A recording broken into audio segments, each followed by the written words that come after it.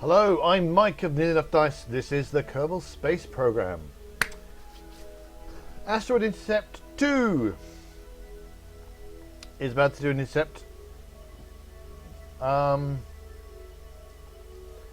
22 kilometers is going to separate it from Asteroid Intercept 1, or just called Asteroid Intercept. Asteroid Intercept actually has the asteroid, which is why I'm not actually getting close to an asteroid. I'm not getting close to an asteroid. I'm getting close to an asteroid intercept ship. And we are getting really quite close to closest intercept. I'm just gonna add a maneuver. Put 745. Basically what I want to find out is what that's going to be about a minute of burn. Okay. So when this gets to about 30, well, this is very close now, about 30 seconds away, that's when I want to burn. And I think. And stabilize my velocity, but compared to Asteroid Intercept 1.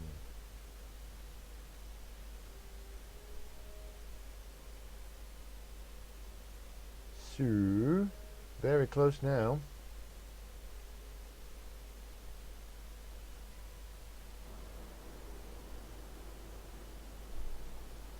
So that's going to do all sorts of wacky things to my intercept. Because it should send it further and further and further and further off into the distance until I don't get intercept anymore, because I'm not getting... the whole point is my velocity is going to be... I'm going to be tracking this parallel perfectly.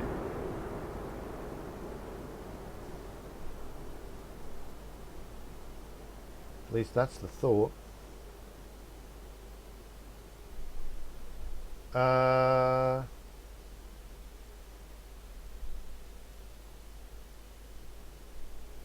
And once that happens, I can start to think about getting closer.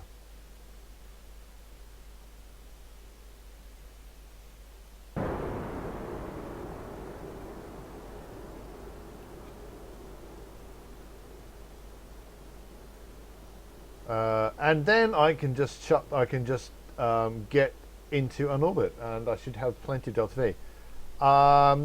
There are questions. I mean, the reason I'm doing this second intercept and not just being happy with the first one, because much to my amazement, I thought Asteroid Intercept 1 had zero chance of having enough fuel to do what it needed to do, and it turned out it was actually relatively easy.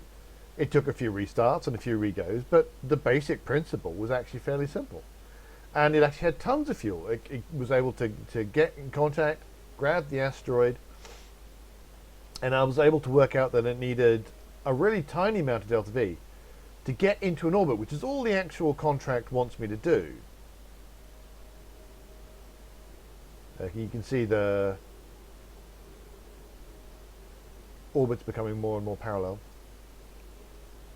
Yeah, that really was all the contract asked me to do, was to get into an orbit. And it was only like 100 delta V. And I can't remember how much I had, but it was more than 100. Comfortably more than 100.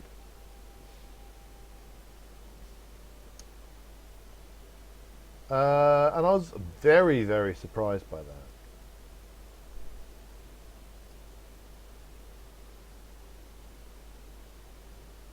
So technically I don't even need this one, because this was my backup. Once I'd come to the conclusion that it wasn't going to work, this was going to be the one that was actually going to do it, because the first one's going to fail. And I was literally just using the first one essentially as an experiment, as a test rig, to, you know, try and just try stuff out, try them, and and much to my amazement, it actually just worked, which is somewhat shocking. Now I've switched to orbit and not to and from target mode, because in target mode, because I am very, very close to being at zero velocity relative to it. This does not tell me the relative velocity. Because of that, the ability to just say, point me towards the target disappears, which is kind of interesting. So if I want to actually, but if I wanted to turn to the target, then if I go into orbit mode, the ability to go to point to the target comes back. It's rather strange. So if I go back to orbit, if I go back to target mode, the orbit indicator, the target indicator is in the same place. So that's a bit of an oddity. I think I know why this happens. It's so that you're when you, because I'm going to be going towards the target, and when I do that,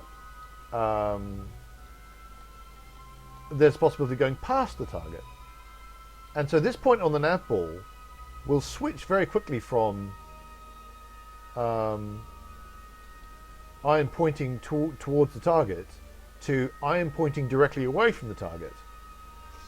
And if you've got yourself on follow the target navball mode, your craft might suddenly desire to flip over, which may well not be what you want. So I think what they've done is they've decided that in those circumstances, they're just going to turn off the ability to go directly towards where you're going, just to stop that kind of thing. Which I can understand, but under certain circumstances, it's kind of irritating. Right, so now, right. The question here, and I might as well not be in map mode for this. The question here is literally how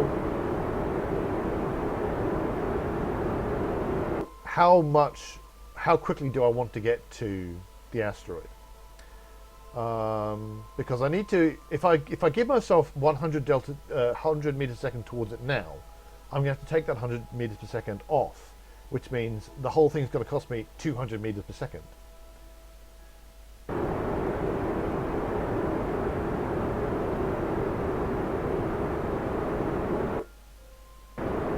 So I need to decide. Obviously, if I go at 100 meters per second, to go a kilometer is 10 seconds. To go 20 kilometers is 200 seconds, which is about 3 minutes. But of course, I can just time warp.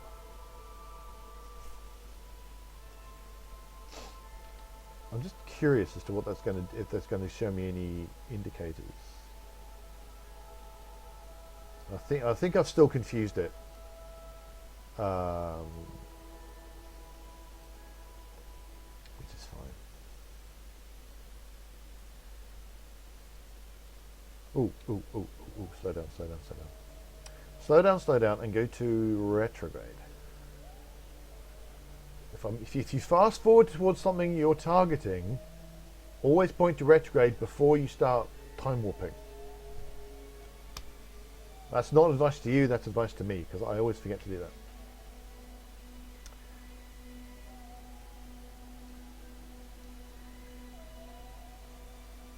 So I'm just going to give it some time to settle, and I'm going to go back into fast forward.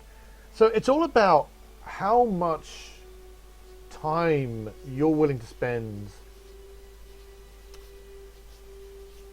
both in terms of the game time and also the real world time. You know, am I willing to sit here for however many minutes it's going to take? Or do I not want to do that kind of thing?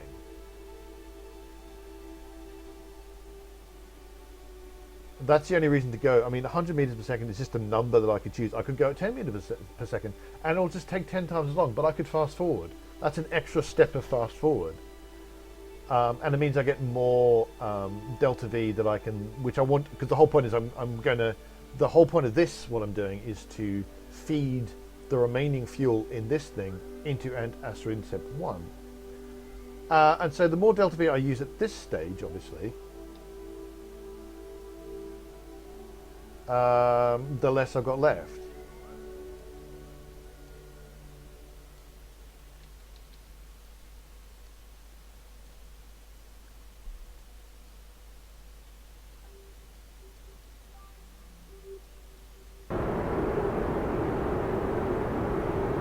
I'm going to overshoot a little bit. No, no, that's pretty good. That was pretty well timed. That's not bad. Not perfect, it's pretty good.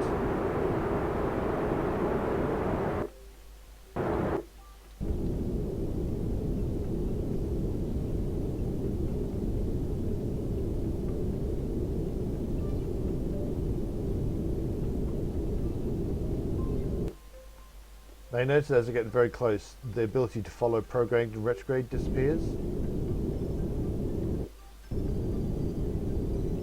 And that's because they actually disappear at this point because my velocity is so close to that of the target.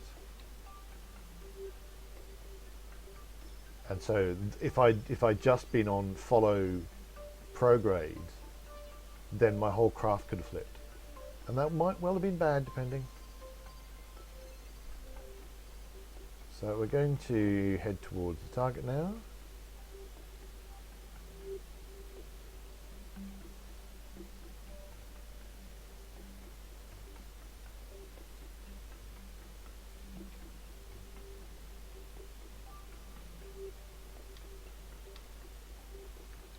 And I want to be fairly cautious because there's another spaceship hanging off the end of that asteroid, which I can't quite see.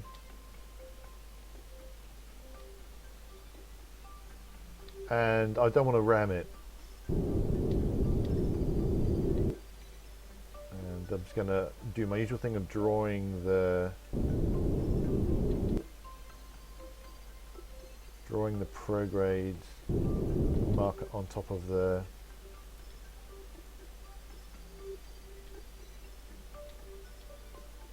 target marker.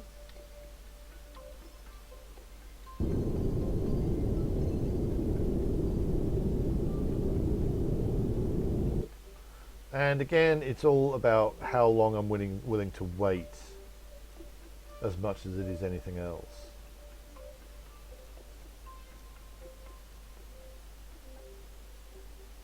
Ooh.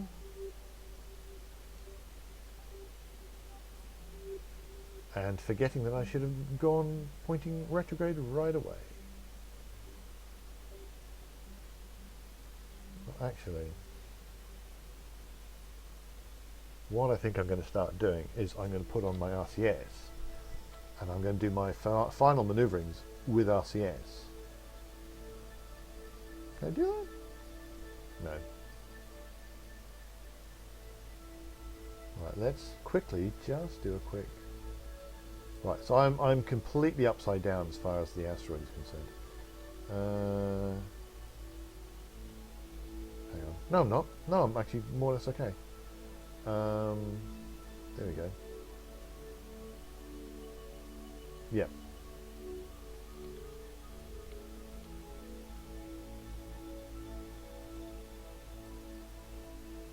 I knew how to just rotate the view. As in that way.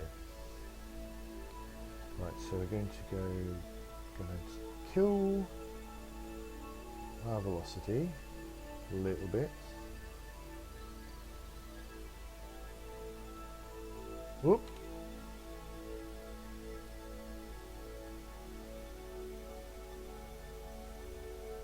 Oh, we're also we're also going to arm this.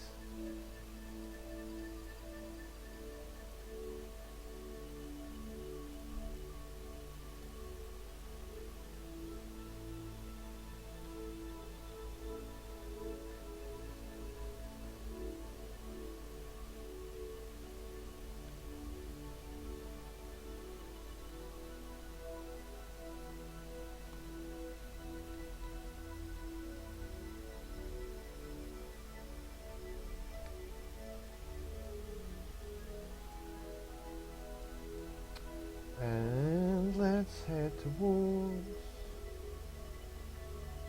Let's rotate a bit more.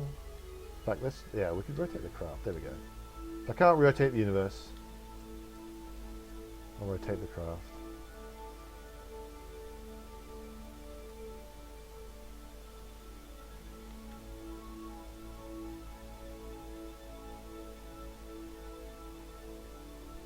Just gently head in.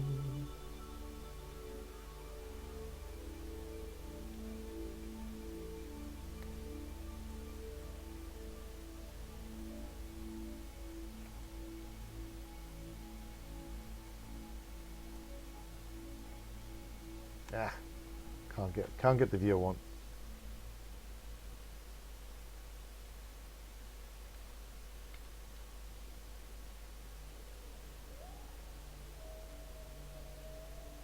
We should put lights on this thing.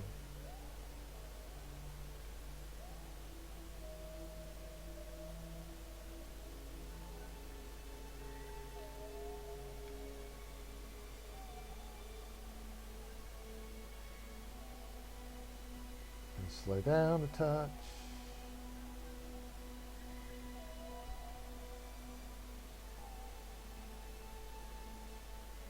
Passing into the shadow of the other craft.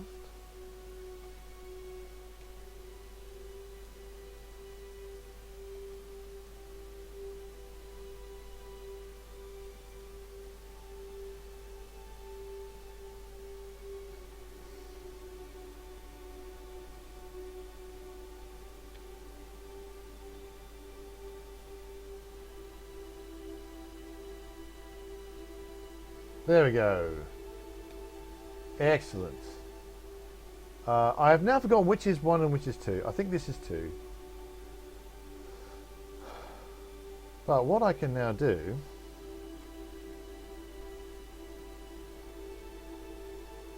is transfer over all that fuel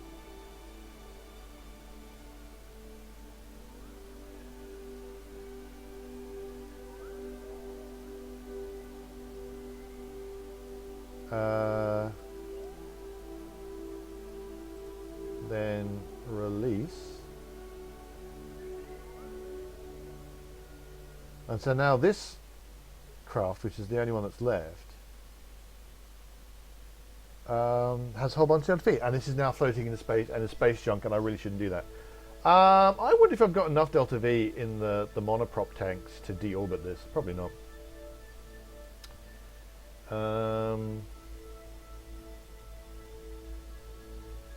However, what I'm going to do, I'm in orbit, I want to go retrograde.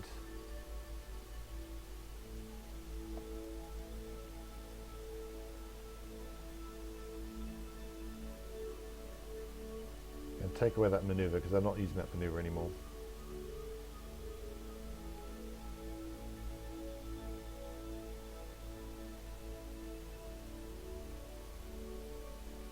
I need to be careful because I'm going to ram straight into that.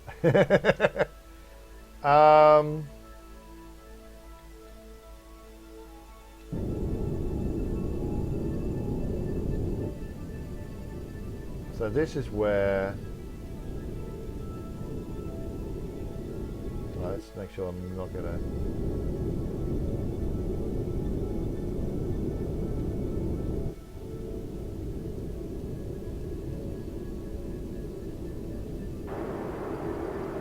And now I can use Asteroid Intercept 1 to bring myself into an orbit.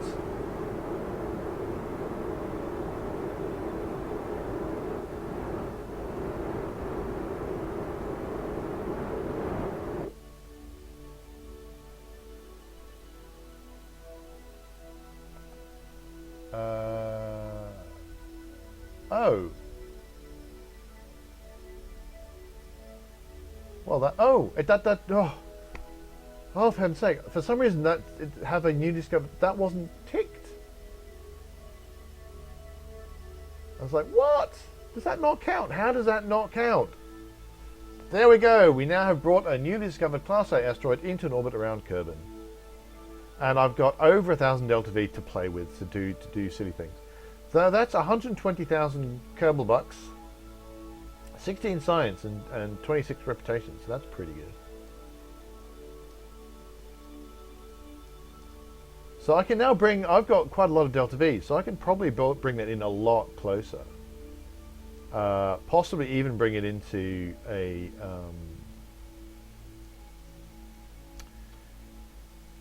more of a circular orbit.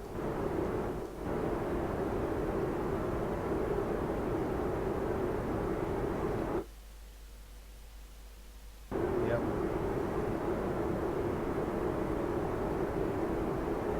So I'm just going to bring it into a vaguely circular orbit.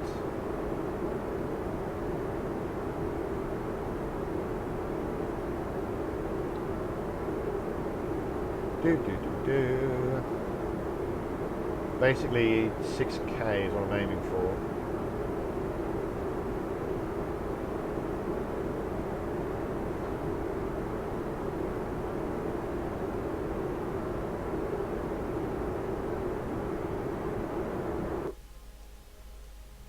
There we go. Yeah, there's all sorts of things I can do with that now. But that's pretty much that. So, other than seeing if I can get Asteroid Intercept 2, I don't know if it's got enough delta V in its monoprop tanks.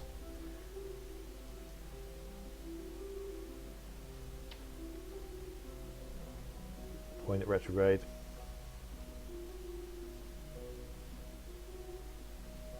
Got most of his monoprop left. I just don't know how much that is going to translate into delta V, because the delta V total does not consider monoprop, doesn't consider RCS. So while I decide that and see whether or not I can actually deorbit this thing instead of having it wander out of space junk, thanks so much for watching. That is a successful Asteroid Intercept. I'm very pleased. I didn't need to transfer fuel from this thing at all, but seeing as I had it there, I decided I wanted to do the maneuver. So thanks so much for watching. Like and subscribe if you're enjoying these videos. Find Near Enough Dice at nearenoughdice.com. We're also on Facebook and on Twitter. And until next time, reach for the stars.